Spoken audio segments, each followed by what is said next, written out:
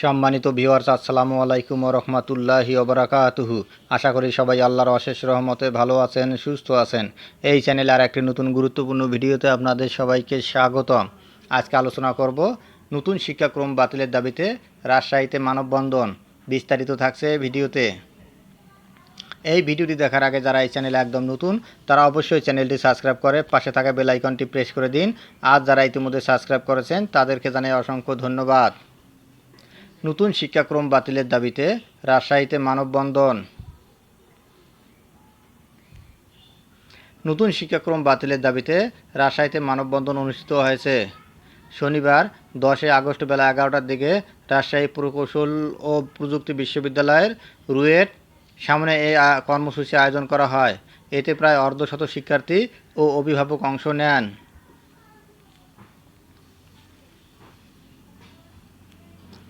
মানববন্ধনে বক্তারা বলেন, নতুন শিক্ষাক্রম শিক্ষার্থীদের পিছিয়ে দিচ্ছে এবং আগের সৃজনশীল শিক্ষা ব্যবস্থার তুলনায় কম কার্যকর।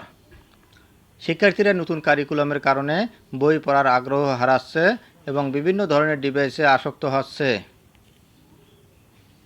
মেধা যাচাইয়ের জন্য কোনো পরীক্ষা নেই, মূল্যায়ন পদ্ধতিও যথাযথ নয়। সাংকেতিক চিহ্ন দিয়ে শিক্ষার্থীদের মেধা মূল্যায়ন করা সম্ভব নয়। সরকার এই শিক্ষাক্রম হঠাৎ করে চাপিয়ে দিয়েছে, যার জন্য কোনো পূর্ব পরিস্থিতি ছিল না।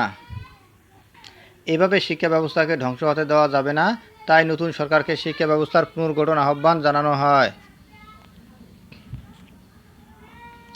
মানববন্ধনে অংশ নেওয়া অভিভাবক শায়লা আহমেদ বলেন, সঠিক মূল্যায়ন না থাকার কারণে শিক্ষার্থীরা পড়াশোনায় আগ্রহ হারাচ্ছে। বর্তমান শিক্ষা ব্যবস্থায় শিক্ষার্থীরা কিছুই শিখছে না। এই শিক্ষা ব্যবস্থা উন্নত দেশের জন্য হলেও এ দেশের শ্রেণীকক্ষগুলোতে 60 থেকে 90 জন শিক্ষার্থী থাকে, যেখানে একজন শিক্ষকের পক্ষে সঠিকভাবে শিক্ষা দেওয়া কঠিন। গ্রামীণ এলাকার অবস্থা আরও খারাপ। তাই ভবিষ্যতের কথা চিন্তা করে শিক্ষা ব্যবস্থাকে শিক্ষার্থী বান্ধব করতে হবে। অভিভাবক সানজিদা সুলতানা অভিযোগ করেন, বর্তমানে যেসব বই আছে সেগুলিতে পড়ার মতো কিছু নেই।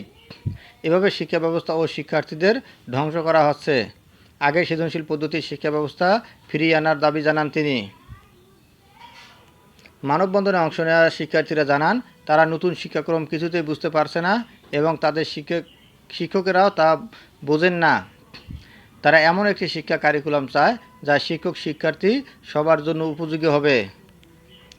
ধন্যবাদ জানিয়ে বিদায় নেওয়ার আগে আবারও অনুরোধ জানাই, যদি ভিডিওটি ভালো লাগে এবং সর্বশেষ শিক্ষামূলক আপডেট ভিডিও পেতে চান তাহলে অবশ্যই চ্যানেলটি সাবস্ক্রাইব করুন। ধন্যবাদ সবাইকে।